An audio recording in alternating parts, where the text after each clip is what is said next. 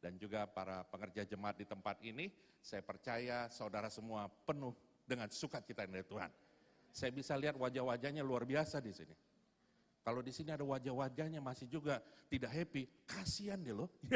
Tapi kalau kita tetap sukacita dalam Tuhan, saya percaya apa yang tidak pernah kita lihat dengan mata, yang tidak pernah kita dengar dengan telinga, tidak pernah timbul dalam hati kita. Semua yang Tuhan Yesus berikan bagi kita, orang-orang yang mengasihi Dia. Haleluya. Saya undang saudara kita buka firman Tuhan di 1 Samuel 17 ayat 20 sampai 33. Kita baca berganti-gantian ya, 1 Samuel 17 ayat 20 sampai 33. Saya baca ayat 20, saudara 21 sampai bergantian ayat 33. Tema khotbah saya hari ini adalah kemenangan-kemenangan kecil mendahului kemenangan besar. Kita seringkali ingin memperoleh kemenangan yang besar, tetapi kita tidak mau menang dulu yang kecil. Artinya kita tidak mau setia dalam perkara kecil, maunya yang mau perkara besar. Itu nggak mungkin. Karena seringkali kita mau, Tuhan berkati hidupku, udah diberkati, kita nggak mau setia lagi yang kecil. Tuhan mau kita tetap setia dalam hal yang kecil, nanti Tuhan percayakan lebih besar lagi, haleluya.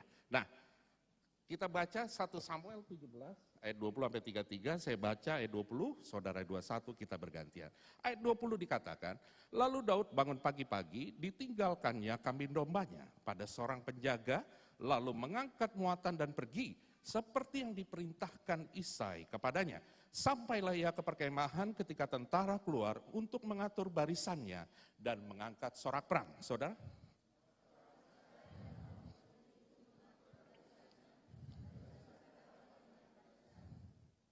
Lalu Daud menurunkan barang-barangnya dan meninggalkannya di tangan penjaga. Barang-barang tentara, berlari-larilah Daud ke tempat barisan. Sesampai di sana, bertanyalah ia kepada kakak-kakaknya, apakah mereka selamat?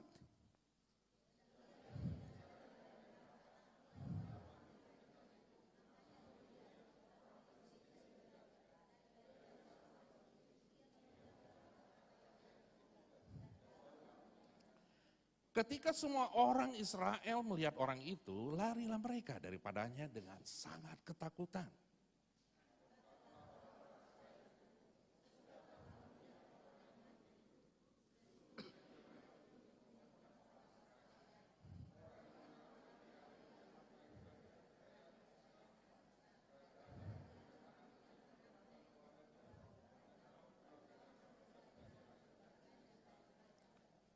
Ayat 26, lalu berkatalah Daud kepada orang-orang yang berdiri di dekatnya, apakah yang akan dilakukan kepada orang yang mengalahkan orang Filistin itu dan yang menghindarkan cemooh dari Israel? Siapakah orang Filistin yang tak bersunat ini sampai ia berani mencemoohkan barisan daripada Allah yang hidup? 27.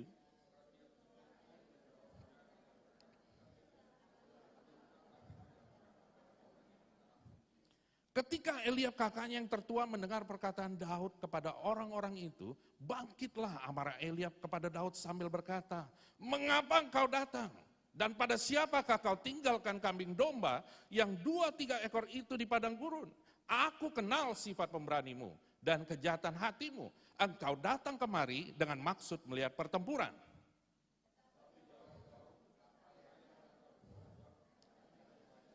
Lalu berpalinglah ia daripadanya kepada orang lain dan menanyakan yang sama. Dan rakyat memberi jawab kepadanya seperti tadi.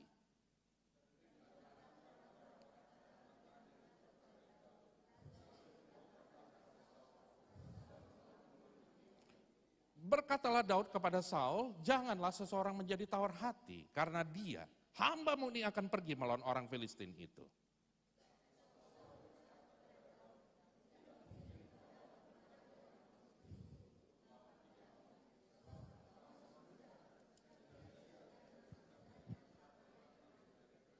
Nah, ini adalah kisah Daud disuruh oleh ayahnya, Isai. Ya.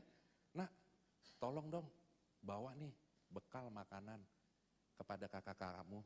Di situ ada 3 kakaknya, abang-abangnya, Eliab, Abinadab, Syama. 3 orang ini adalah orang-orang kepercayaan Raja Saul. Dan mereka adalah ahli dalam berperang. Artinya skillnya keren. Ya. Kalau dibilang di dunia kerja CV-nya udah lengkap, paket lengkap. Ya. Disuruh ayahnya untuk bawa makanan, Awalnya hanya untuk apa Bapak Ibu? Bawa makanan. Dan kita lihat nanti ceritanya apa? Akhirnya si Daud, dia lihat ada badan orangnya besar. Lebih besar dari saya Bapak Ibu. Ya, lebih tinggi lagi. Ya kan? Dan dia mencemoohkan barisan tentara Israel. Dia maju di tengah lapangan besar ya. Ayo siapa yang berani lawan gua? Ya kan, gitu kan ceritanya. Nggak ada satupun orang Israel yang berani. Bahkan Raja Saul pun tidak berani. Kalau Bapak, Ibu, Saudara baca di Alkitab, itu Raja Saul itu yang paling tinggi dari seluruh tentara Israel pada saat itu. Dan apa yang terjadi? Nyalinya tidak ada yang berani. Lalu Daud melihat, loh kok ini ada orang badan besar, belagu banget gitu ya, kayak bahasa sekarang gitu. Ini orang belagu banget ya, dia kagak tahu kita itu punya Allah yang hidup. Nah, Raja Saul pun juga tidak tahu punya Allah yang hidup yang bisa ngalahkan ini. Daud yang awalnya cuma bawa makanan, tapi akhirnya dia bilang, saya ingin menantang itu orang yang tidak bersunat ini. Karena dia dikatakan di Alkitab, dia mencemoohkan barisan tentara Allah yang hidup. Bayangkan. Dan kita tahu ceritanya, akhirnya Daud mengalahkan Goliat. Setelah dia mengalahkan Goliat, kita tahu ceritanya nanti berikutnya, dia akhirnya jadi panglima tentara Israel, dan akhirnya dia menjadi Raja Yehuda dan seluruh Raja Israel. Jadi semuanya digabung Raja Israel. Dan kita tahu akhirnya dia jadi Raja Israel. Dan dia orang yang dikenan oleh Tuhan. Semua orang ingin seperti apa yang dimiliki oleh Daud. Oh, keren banget ya. Secara riwayat pekerjaannya, CV-nya dia akhirnya jadi Raja Israel. Tapi saudara harus tahu, hal-hal kecil apa atau kemenangan-kemenangan kecil apa yang dimiliki oleh Daud sebelum Tuhan percayakan kemenangan yang besar. Itu yang perlu kita pelajari. Kita sebagai umat Tuhan, jangan mau melihat, oh yang besarnya toh, tapi kita harus lihat prosesnya. Proses dalam hidup ini.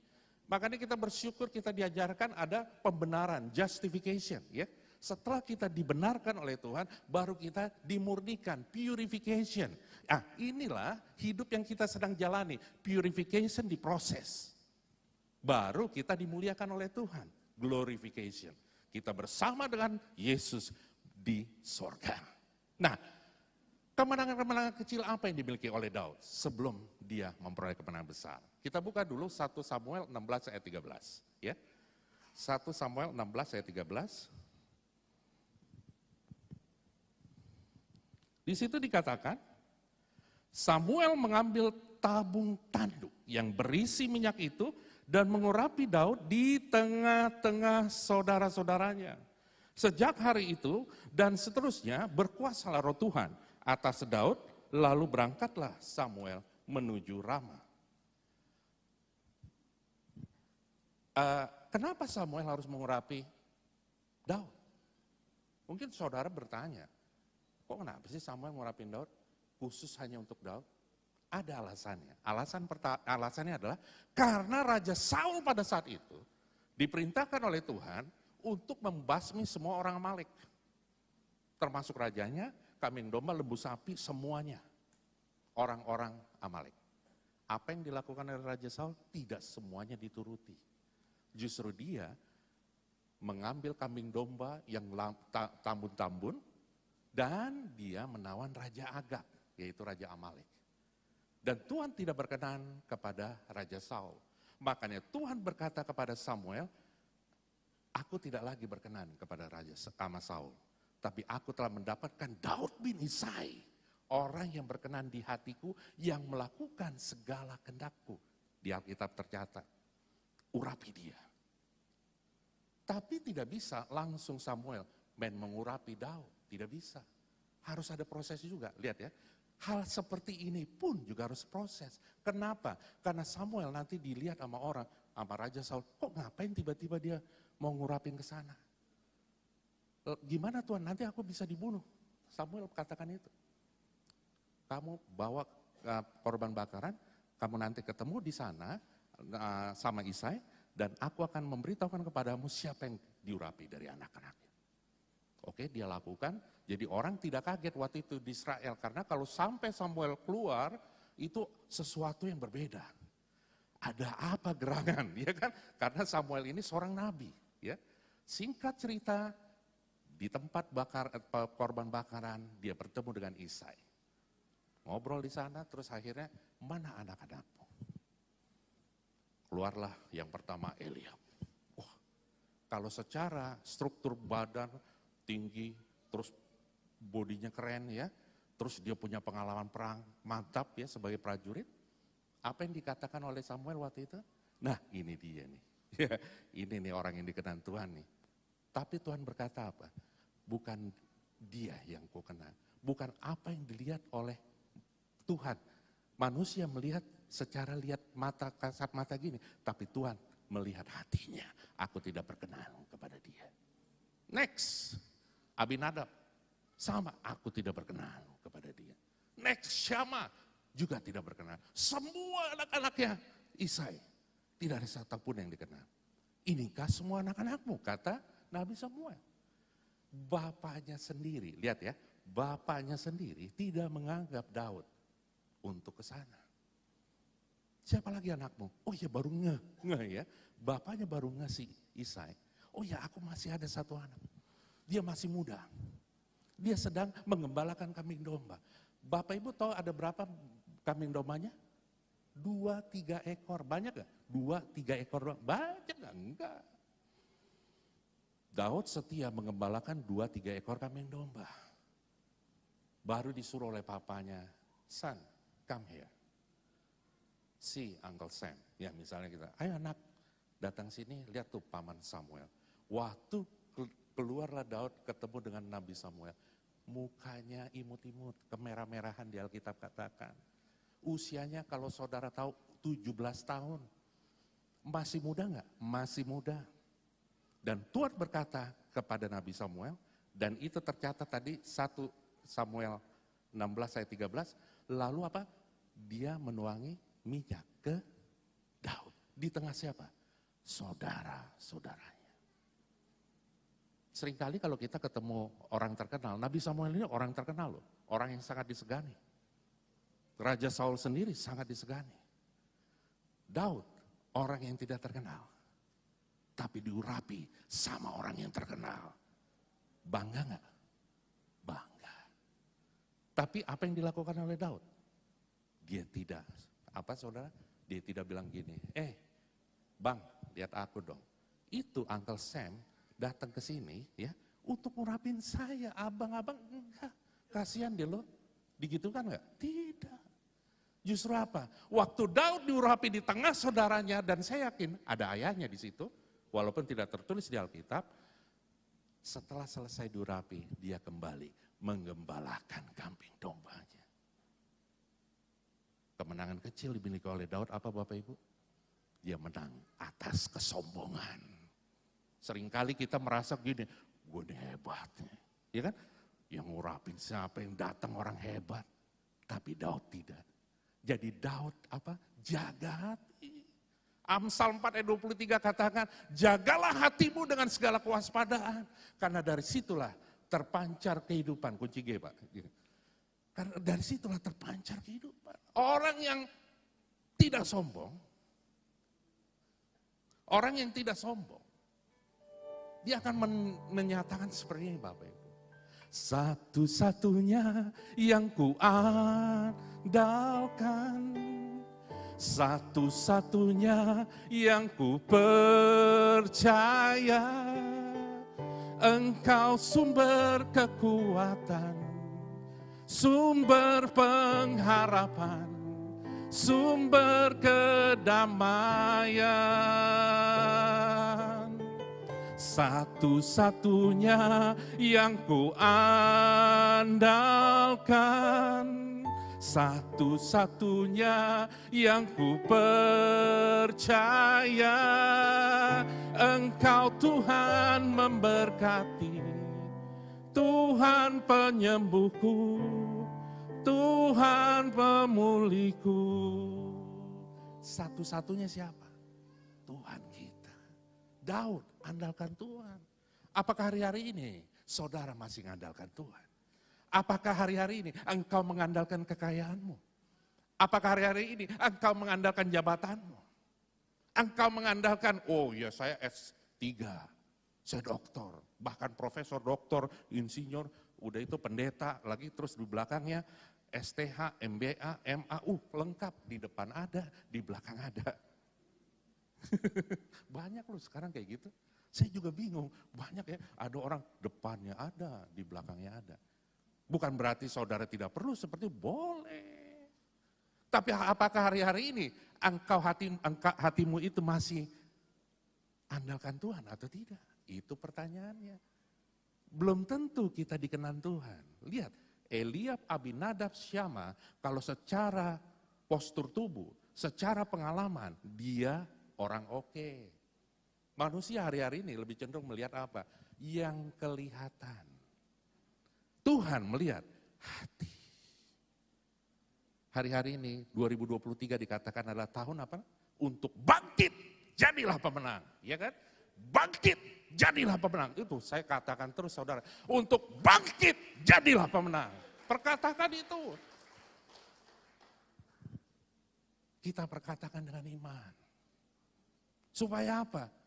Apa yang kita katakan, apa yang kita imani, cepat atau lambat, pasti terjadi. Sesuai dengan maunya Tuhan. Tapi syarat pertama, jangan sombong. Hal kecil tuh kan?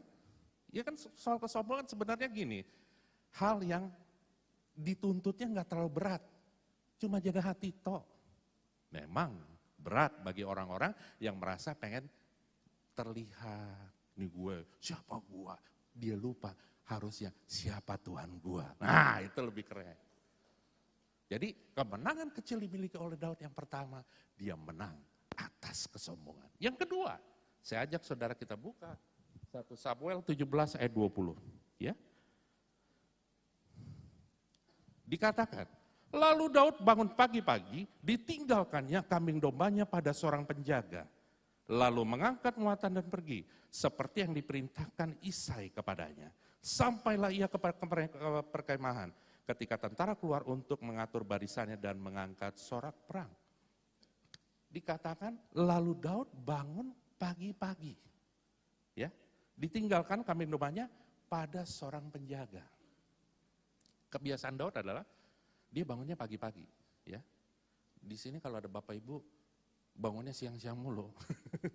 Itu berkatnya udah diambil sama Tuhan, memberikan berkat pada pagi hari. Ya, kasih Tuhan tak berkesudahan, ya kan? Tak habis-habisnya selamatnya. Coba katakan lagi. Selalu baru setiap pagi. Baru setiap pagi. Besar setiamu Tuhan. Besar setiamu. Sekali lagi kita nyatakan dengan iman. Kasih Tuhan tak berkesudahan, tak habis-habisnya rahmat-Nya, selalu baru setiap pagi, baru setiap pagi, besar setiamu Tuhan, besar setiamu. Yang bangun siang, ayo sekarang bangun pagi. Tapi bangun pagi bukan hanya bangun pagi kita nyembah Tuhan. Bangun pagi kita baca firman-Nya. Saya yakin Daud, dia bangun pagi-pagi bukannya gini, merenungkan nasib. Aduh kasihan gue, hari ini gue capek banget deh. Gue ngeliat tuh orang ngeselin, gak ada. Ada dikatakan di firman Tuhan, Daud kerjanya pagi-pagi, dia cuma ngopi, ya kan. Terus abis itu dia, dulu kan belum ada baca koran ya, belum ada medsos ya. Kalau sekarang kan bangun pagi, lihat dulu handphone gue nih gimana nih. Yang bisnismen gimana nih, market gimana nih. Dolar sama ini gimana, rupiah. Terus indeks harga saham gabungan gimana. Wah semuanya diprediksi gimana. Harus datang hadirat Tuhan. Baca firman-Nya. Daud bangun pagi-pagi lalu bangun pagi-pagi ditinggalkannya kambing dombanya pada seorang penjaga. Lihat. Dia ingat dia punya 2-3 ekor kambing domba. Enggak. Saya langsung kunci DA aja. Enggak, maksudnya 2-3 ekor kambing domba. Oh itu bagus, peka tuh, saya suka tuh. Jadi dia ingat, oh iya, waktu saya disuruh oleh ayah saya kan nyuruh nih, nah tolong dong bawa nih bekal makanan, sekalian ngecek, brother kalian tuh gimana, brother kamu itu gimana, abang-abangmu. Oke siap Daddy, ya kan? Dia bangun pagi, dia ingat, 2 kambing domba gue gimana ya, nih gimana nih, oh dia ingat, saya harus tetap menggembalakan 2 kambing domba ini, tapi karena ada perintah dari ayah untuk membawa bekal makanan ke sana, dia minta tolong sama temannya. Kira-kira orang sombong itu banyak temannya enggak? Atau orang yang tidak sombong banyak temannya? Mana yang lebih banyak temannya? Iya Pak? Orang yang tidak sombong banyak temannya. Tapi jangan salah Bapak Ibu, orang sombong hari-hari ini juga banyak temannya. Mungkin Bapak Ibu mikir, saudara mikir gini, masa sih? Iya, yang membedakan apa? Kalau orang yang tidak sombong, ya kan? Orang sombong yang banyak temannya, itu tergantung dengan uangnya. Apakah masih ada jabatannya? Deketin aja. Kita bisa lihat kan, banyak orang-orang sombong, temannya juga banyak. Karena dia punya jabatan, dia punya uang yang banyak. Tapi orang yang tidak sombong walaupun tidak jabatan tinggi, walaupun tidak punya banyak uang, tapi ada kasih Kristus, ada pengurapan Tuhan, orang-orang akan mendekat kepada dia. Hari-hari ini saudara, kalau engkau merasa, siapalah saya? Oh jangan salah saudara, engkau anak raja dari segala raja, engkau diciptakan Tuhan untuk memenuhi apa? Panggilan yang dahsyat. Menyelesaikan amanat agung sebelum Tuhan Yesus datang kembali. Saya tuh berapi-api kalau udah kayak gini saudara. Karena kenapa? Saya memang puji Tuhan, saya sering pelayanan di berbagai tempat ya. Menyampaikan firman Tuhan. Saya ingin memberikan semangat. Bukan motivasi kayak hal-hal yang duniawi, tapi motivasi sesuai dengan firman-Nya. Daud waktu dia ingat 2-3 ekor kambing domba. Oh iya, bro, can you help me please bro? Dia minta temannya ya. Bro, tolong gua dong. Bisa nggak jaga kambing domba saya? Karena dia tidak sombong. Dia bilang, tenang aja bro, saya siap. Kemenangan kecil yang kedua yang dimiliki oleh Daud apa? Dia menang atas sikap yang tidak bertanggung jawab. Hari-hari ini kita waktu dipercayakan 1 talenta kita nggak bisa ngurusin ya. Kita dipercayakan oleh gembala kita atau pimpinan perusahaan kita, tapi kita tidak setia untuk melakukannya. Gimana mau dipercayakan yang besar? Nggak bisa Bapak Ibu. Tuhan mau supaya waktu kita menerima satu mandat, satu kepercayaan, lakukan dengan baik. Daud dia lakukan. Dia setia mengembalakan 2-3 kambing dombanya. Dan Tuhan percayakan akhirnya apa? Dia mengembalakan jutaan bangsa Israel. Dia luar biasa. Proses yang dialami oleh Daud itu dahsyat. Kemenangan kecil pertama yang dimiliki oleh Daud apa Bapak Ibu? Dia menang atas kesombongan. Yang kedua, dia menang atas sikap yang tidak bertanggung jawab.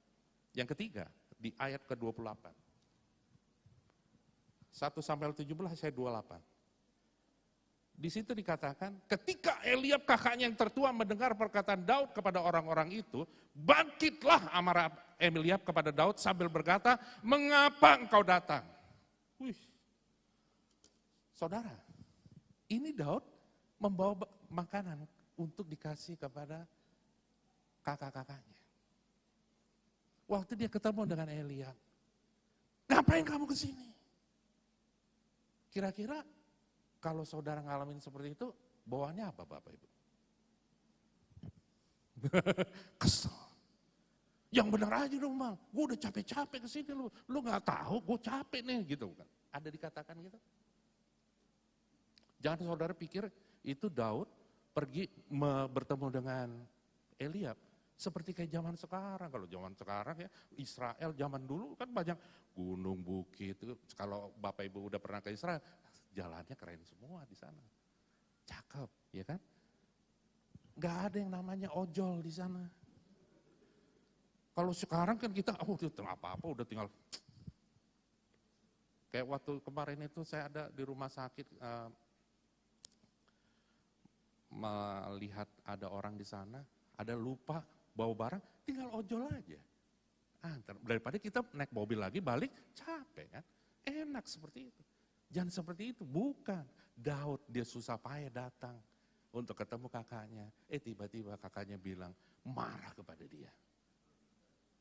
Saya yakin mungkin kita kalau ketemu ada orang gitu, kita langsung marah juga. Tapi Daud tidak lakukan itu. Daud apa? Tenang. Saya suka juga cerita Daud ini, salah satu hamba Tuhan yang juga saya kagumi adalah Daud. Walaupun ada kesalahannya adalah dia berzina dengan Batseba, ya kan? Itulah yang mengakibatkan terjadi pergolakan di kerajaan Israel pada saat itu. Tapi yang saya mau tekankan di sini, dia selalu jaga hatinya. Yang ketiga, kemenangan kecil, ya, yang dimiliki oleh Daud, dia menang atas amarah. Kalau Bapak Ibu di sini suka-suka marah, ya, pasti cepat tua.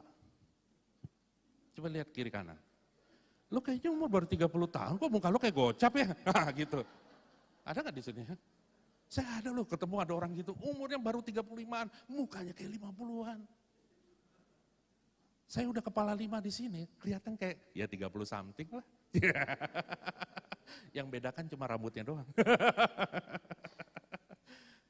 Orang sekarang hari-hari banyak ucap syukur Bapak Ibu.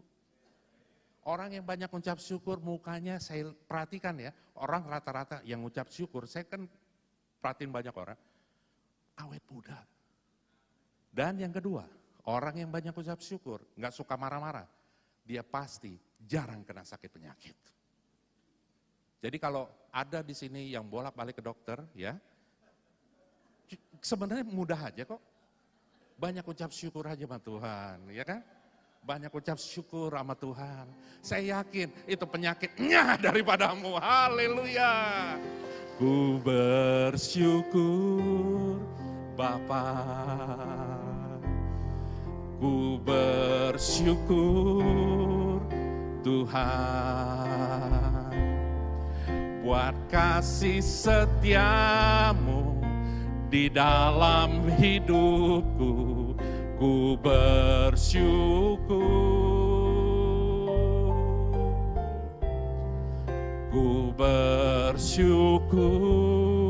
Bapa. Ku bersyukur Tuhan buat kasih setiamu di dalam hidupku. Ku bersyukur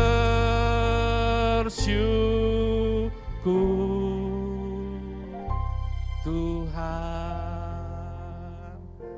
Jadi ada 3 hal baru kita pelajari, kemenangan kecil apa yang kita miliki. Untuk kemenangan-kemenangan kecil apa yang dimiliki Daud sebelum Tuhan percayakan kemenangan besar. Yang pertama, dia menang atas kesombongan. Yang kedua, dia menang atas sikap yang tidak bertanggung jawab. Yang ketiga, dia menang atas amarah. Dan yang terakhir, ya, kita baca ayat ke-33, ya. 1 Samuel 17 ayat 33. Dikatakan, tetapi Saul berkata kepada Daud, tidak mungkin, ya, tidak mungkin engkau dapat menghadapi orang Filistin itu untuk melawan dia. Sebab engkau masih muda, sedang dia, yaitu Goliat, sejak dari masa mudanya telah menjadi prajurit. Ya, ada beberapa hal di sini kita akan pelajari. Ya, waktu Daud melihat Goliat di sana, dia mencemoohkan tentara Israel di situ. Daud terpanggil untuk apa? dia akan menantang Goliat. Karena tidak ada satu pun tentara Israel yang berani menghadapi Goliat. Dia daftar lah, ibaratnya kayak mendaftar. Sir, ya, I want to register to fight against him, gitu ya. Saya mau daftar nih, ibaratnya gitu, mau lawan tuh si Abang Sono tuh ya, yang belagu tuh gitu.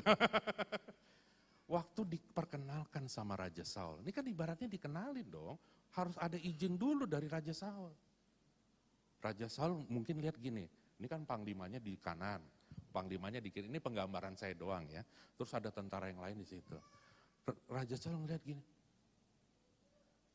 gak salah nih. Karena kan dia juga tinggi kan.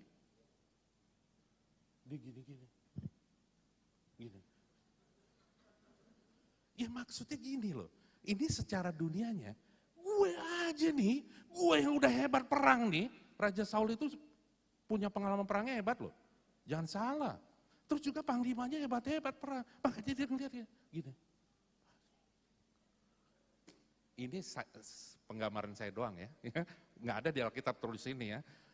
Mungkin lu yang bener aja lah, yang bener. Sama kan hari-hari ini juga orang seperti itu. Nganggap remeh orang-orang yang kayak nggak dianggap kayak gini kan.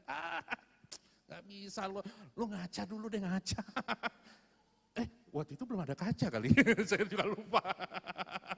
Lu ngaca, kalau sekarang kan ngaca gampang lewat handphone aja gini kan. Wah langsung kelihatan, iya nggak pantas kayaknya gitu. Tapi apa yang di waktu Saul ngomong, ini ada beberapa intimidasi. Lihat ya, hari-hari ini juga kita ngadapin intimidasi.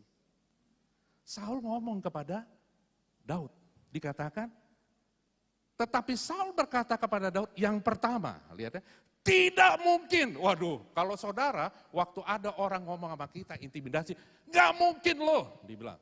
Kira-kira apa? Kita merasa, iya benar juga ya. Iya gak mungkin ya. Masuk intimidasi.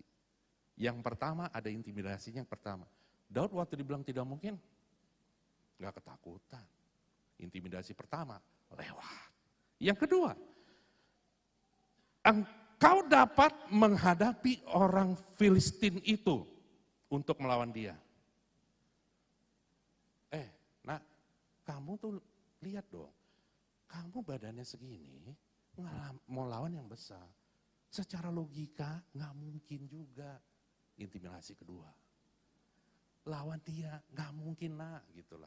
Yang ketiga, engkau masih muda. Nah, dikatakan di sini ada generasi Yeremia. Engkau masih muda, Tuhan akan pakai dahsyat luar biasa. Jangan merasa kita masih muda, iya sih gue masih muda, nggak ada apa-apa, belum ada pengalaman. Hari-hari ini Tuhan akan membangkitkan generasi Yeremia untuk menyelesaikan amanat agung sebelum Tuhan Yesus datang kembali. Saya terlambat percaya itu. Generasi Yeremia, nah kayak gini Daud masih muda. Yang ketiga, engkau masih muda. Sedang dia itu Goliat, sejak dari masa mudanya telah menjadi prajurit. Nah, kamu emang prajurit? Kan gitu loh. Itu dari masa mudanya prajurit. Ibaratnya kalau fight udah jago tuh, kiri kanan, depan, ngadepin apa. Terintimidasi gak Daud? Tidak. Daud cuma bilang gini, saya akan hadapi dia. Wih keren banget. Kalau kita punya iman seperti itu Bapak Ibu, saya akan hadapi segala intimidasi iblis. Aku akan terus naik dan tidak pernah turun. Aku akan menjadi kepala dan tidak menjadi ekor. Waduh, apapun yang kau perbuat berhasil dan beruntung karena penyertaan Roh Kudus Tuhan yang memimpin menyertai hidupku. Dan aku akan mengalami kemenangan-kemenangan, mujizat-mujizat dan kasih karunia Tuhan berlimpah, limpah, limpah terjadi dalam nama Yesus. Kalau kita punya iman seperti itu Bapak Ibu, iblis tidak akan intimidasi kita lagi. Walaupun intimidasi kita lagi, tapi kita rohnya diurapi Tuhan. Karena roh dalam kita lebih besar daripada roh yang ada di bumi ini. Daud, dia tidak takut. Akhirnya dia bilang gini, oke, saya tetap akan ngadepi. Akhirnya Saul gini, udahlah, mungkin ya. Aduh capek deh, ini gue kuliahin juga percuma juga, dia juga nekat juga nih. Nganter nyawa kali, mungkin seperti ya udah. Tolong kasih pakaian sama dia. dipakai baju zirah, pakai inilah, terus dikasih pedang, topong gitu, terus dikasih perisai ya. Bisa jalan gak Daud? Nggak bisa jalan. Ya karena kenapa? Dia nggak biasa perang kayak begitu. Saul tidak tahu. Daud punya pengalaman lebih hebat daripada ngalahkan tuh si Goliat itu. Ada Bapak Ibu yang tahu? Apa pengalaman yang Daud miliki? Dia bisa mengalahkan singa beruang. Ada di sini Bapak Ibu, kalau suruh pilih, lawan manusia atau lawan singa? Atau lawan beruang? Saya yakin Anda akan mendingan deh, udah daripada langsung game gitu ya, mendingan gue lawan manusia aja. Jangan pikir saudara, Daud itu waktu mengalahkan singa, beruang, dia robek gitu. Emang karena dia ototnya besar? Karena dia punya skill yang hebat kayak wow, begini. Enggak, karena ada roh Tuhan yang menyertai dia. Itu yang membuat beda. Dan Saul tidak tahu. Makanya dia berani karena dia percaya roh dalamku lebih besar daripada roh yang ada dalam dia. Waktu Daud tidak dikasih pakaian semua yang nggak bisa, akhirnya dia enggak, saya nggak perlu. Saya cukup apa? Baju yang dia pakai, mungkin bajunya putih-putih kan gembala kan ya, putih, mungkin tali pinggangnya tali pinggang biasa lah seperti itu ya, bukan tali pinggang yang mahal-mahal, enggak kan ya kan, biasa. Terus udah itu dia bawa 5 batu kali yang kecil itu dari sungai. Senjatanya cuma itu sama ketapel. Ketemulah si Goliat ngelihat, ini sama juga Goliat kayak Raja Saul juga mungkin. Gak salah. Masa yang ngadepin saya kayak begini? Gak ada pakai semua perlengkapan perang. Gak ada, yang gak keren banget tampilannya. Tapi apa yang dikatakan oleh Goliat? Ada kata-kata yang Goliat kata, anjingkah aku? Ngomong loh ke Daud. Karena kenapa? Daud waktu itu bawa tongkat. Itu tongkat itu untuk apa? Giniin domba. Jadi seperti lu nih kayak anjing gue kayak gitu lah. Tapi waktu Daud ketemu dengan Goliat, sama yang kita harus hadapi ya. Waktu Daud ketemu dengan Goliat, Daud bukan lihat Goliat yang besar. Tapi Daud lihat apa? Aku punya Allah yang besar, yang akan mengatasi masalahku yang besar, yang saat ini kuhadapi. Hari-hari ini Bapak Ibu, kalau ada masalah besar, gak usah takut. Kita punya Allah yang besar, yang akan mengatasi semua masalah hidup kita. Itu yang dimiliki oleh Daud, imannya luar biasa Bapak Ibu. Makanya gak perlu pakai teknik apa. Daud cuma, ya elah cuma gini aja. Dia juga gak sombong, karena dia gak sombong, dia lakukan gitu. Biar Tuhan mungkin kali dalam hati, biar engkau yang mengarahkan ini. Gak tercatat sih di Alkitab, tapi saya yakin dia pasti berseru sama Tuhan. Sekali doang, kena. Kok bisa kena? Saya juga bingung loh. Kenapa bisa kena? Karena kan tuh badan besar, gede. Terus mungkin dia pakai ketopong, ya kan? Kok bisa?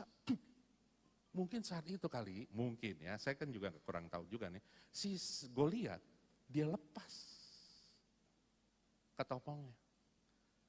Dia anggap remeh. Dia lupa. Kalau udah kena sini, semuanya game. Kalau cuma kena tangan, kena kaki, ya kena sini, masih bisa hidup. Tapi langsung fatal kena sini. Des sekali doang. Daud bisa ngalahkan. Kemenangan kecil apa yang dimiliki Daud? Kemenangan kecil terakhir. Dia menang atas orang yang meremehkan dia. Kalau hari-hari ini engkau diremehkan orang, ku bersyukur Bapa, ya kan? Diremehkan lagi, Tuhan Yesus baik, engkau sangat baik, terus diremehkan lagi. Yesusku luar biasa, ya kan? Yesusku luar biasa, Yesusku luar biasa, Yesusku luar biasa. Katakan seperti itu Bapak. Tembok Yeriko runtuh, bukan pakai bulldozer yang hebat-hebat zaman sekarang. Cukup apa? Doa pujian kepada Tuhan. Berserah sama Tuhan, seluruh tembok-tembok yang menghalangi hidupmu, Tuhan akan runtuhkan dengan caranya yang ajaib. Gak usah takut ngadapin hidup ini. Tetap apa? Ucap syukur sama Tuhan, renungkan firman Tuhan, dan lakukan firman Tuhan. Jadilah pelaku firman Tuhan. Tuhan gak butuh yang ribet-ribet kok. Tuhan butuh, where is your faith? Mana imanmu? Bicara iman itu bicara keintiman kita pribadi dengan Tuhan. Saya bersyukur, Gembala Sidang kita selalu ingatkan 3 hal. Pengurapan Tuhan, hadirat Tuhan, bahasa roh. Itu bicara mengenai apa? Banyak kita muji nyembah Tuhan. Banyak kita renungkan firman Tuhan. Dan lakukan firman Tuhan. Hidupmu bukan kamu lagi sendiri. Tapi Kristus Yesus yang ada dalam hidupmu. 4 hal yang kita pelajari. Kemenangan kecil dimiliki oleh Daud. Kemenangan kecil mendahului kemenangan besar. Yang pertama, dia menang atas kesombongan. Yang kedua, dia menang atas sikap yang tidak bertanggung jawab. Yang ketiga, dia menang atas amarah. Dan yang terakhir, dia menang atas sikap orang yang meremehkan hidupnya. Biarlah firman Tuhan hari ini menjadi kekuatan rema bagi saudara. Kita bangkit berdiri. Tak terbatas kuasa-Mu Tuhan, semua dapat Kau lakukan. Apa yang kelihatan mustahil bagiku, itu sangat mungkin bagimu. Di saat ku tak berdaya, kuasa-Mu yang sempurna. Ketika ku percaya, mujizat itu nyata. Bukankah